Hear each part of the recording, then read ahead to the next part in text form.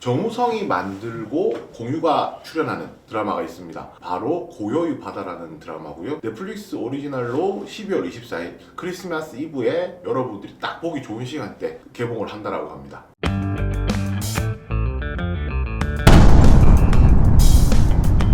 오징어 게임이 흥행한 이후에 버키 스튜디오가 상승하는 모습을 보여주었었고요. 마이네임이 개봉한 이후에는 제작사였던 산타클로스 스튜디오가 상승하는 모습, 지옥 같은 경우에도 제작사와 지분 관계가 있었던 제이코 텐트리가 상승하는 모습을 보여주었었는데요. 저희가 여기서 일관되게 알 수 있는 것이 작품이 성공을 하면 그 작품과 관련된 기업들이 주가는 분명히 오른다는 것이고요. 그렇게 본다라고 하면은 지금 현재 기대작으로 손꼽히고 있는 고요의 바다 같은 경우에도 고요의 바다의 제작사라든지 출연 배우들이 소속사라든지 이렇게 연관되어 있는 회사들이 주가가 추가적으로 상승할 수 있는 여력이 있다라고 생각합니다. 고요의 바다는 2075년을 배경으로 하는데요. 지구가 항폐화되면서 새롭게 자원을 찾기 위해서 달로 간 연구원들에 대한 내용을 다루고 있습니다.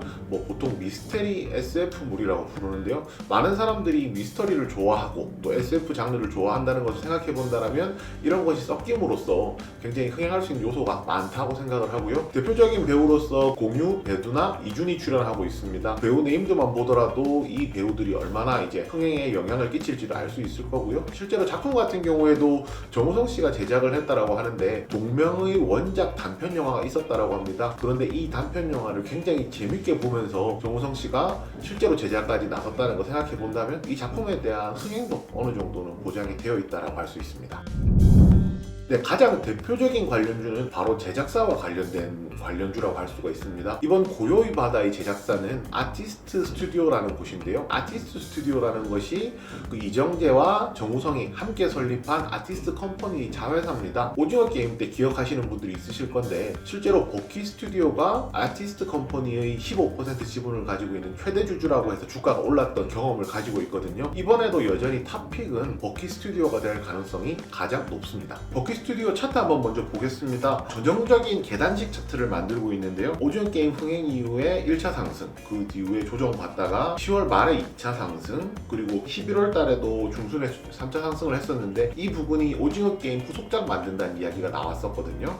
그리고 그 이후로는 쭉 조정을 받다가 이번에 오징어 게임이 크리틱스 초이스 이제 3관왕에 노미네이트가 되면서 다시 한번 더 시장에서 주목을 받기 시작했는데요. 버키 스튜디오 관련해서 고점에서 현재 매수를 하신 분들이라면 이 부분도 조금 생각해 봐야 될 것 같습니다. 고요의 바다라는 강력한 모멘텀이 있기 때문에 이것을 기다리시는 것도 가능하고요. 크리틱스 초이스가 내년 1월 9일에 이제 개최가 될 예정이거든요. 만약에 거기서 이정재 씨라든지 오징어 게임이 상을 수상한다라고 하면 다시 한번 더 주가가 상승할 수 있는 모멘텀이 될 것이기 때문에 그 부분까지 고려한다라고 하면 지금 너무 빨리 포기하지 마시고 조금 더 기다려보시는 결국은 시간 싸움이 될 것 같습니다.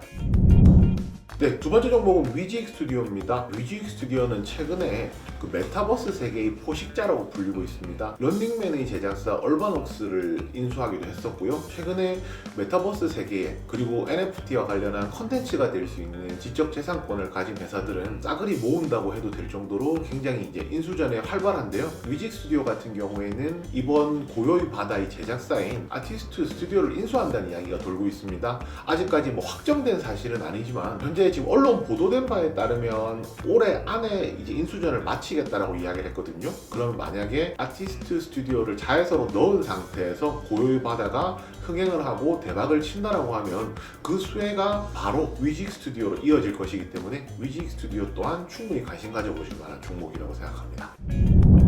최근에는 이제 두 번의 조정을 거치고 있습니다. 가장 많이 올라갔을 때가 한 53,000원 가까이 올라갔었고요. 지금은 한 38,000원대까지 주가가 조정을 받았기 때문에 이러한 조정을 거치면서 다시 재차 상승할 것이라 기대하는데요. 이런 부분을 말씀드려야 될 것 같습니다. 위지익 스튜디오가 메타버스든 컨텐츠 IP 확보든 이런 식으로 이제 시장에서 관심을 받게 되는 것은 이 종목이 결국은 메가 트렌드에 이제 이미 올라타 있는 종목이라는 것이거든요. 지금 시점에서 이 종목에 대해서 너무 우려감을 많이 가지시는 것보다는 미래 성장성이 더 높다는 희망을 가지시는 것이 오히려 더 맞는 판단이라고 생각합니다.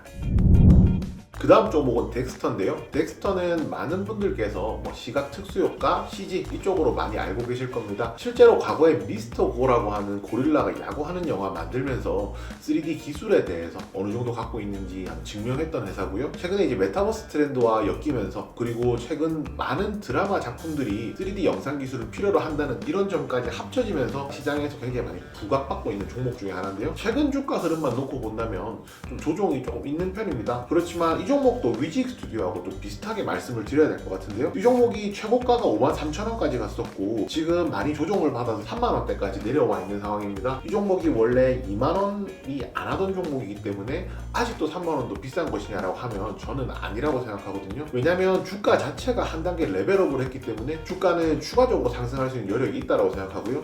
대신에 이 부분은 조금 생각을 해봐야 될 것 같습니다. 고점에서 주가가 좀 급격하게 빠졌기 때문에 다시 회복하는 기간에 많은 이제 매도 매물이 쏟아질 수가 있고요. 그 부분 생각한다면 지금 현재 구간에서 주가가 하락하기보다는 상승할 수 있는 확률이 상대적으로 더 높다라고 생각하고 있습니다.